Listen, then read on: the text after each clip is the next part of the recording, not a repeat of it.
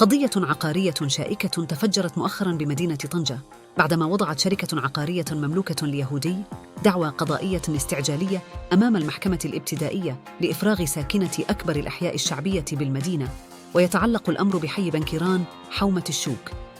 وصباح اليوم الأربعاء نظم السكان وقفة احتجاجية أمام المحكمة الابتدائية تزامن مع استدعاء أصحاب المنازل المهددة بالزوال بعد الدعوى القضائية التي رفعتها الشركة المسماة شرف إيموبيلي المملوكة لرجل يهودي مقيم في إسبانيا، والتي تدعي في مقالها الاستعجالي أن القطعة الأرضية البالغ مساحتها 14 هكتار والتي أقيمت عليها منازل السكان في ملكيتها.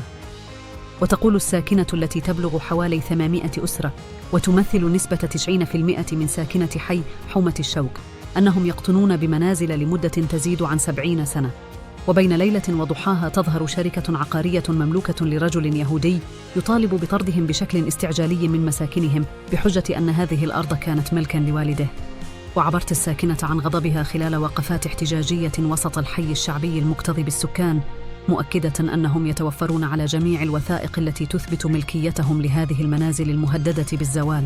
وحددت ابتدائية طنجة اليوم الأربعاء 25 أكتوبر موعداً لأولى جلسات قضية احتلال الوعاء العقاري الموجود على مساحة 14 هكتاراً في حي بنكيران.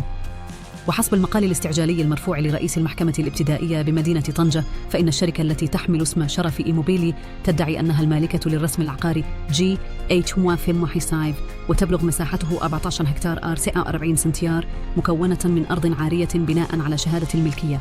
وطبقاً للمصدر ذاته فإن الشركة المذكورة وبعد تفقد العقار تفاجأت باحتلاله من دون أي سند قانوني، ليقوم محاميها برفع دعوى استعجالية في الموضوع، ولكون المدعى عليهم لا تربطهم بالشركة المعنية أي عقود كراء أو شراء، طالب محامي الشركة بطردهم بشكل استعجالي.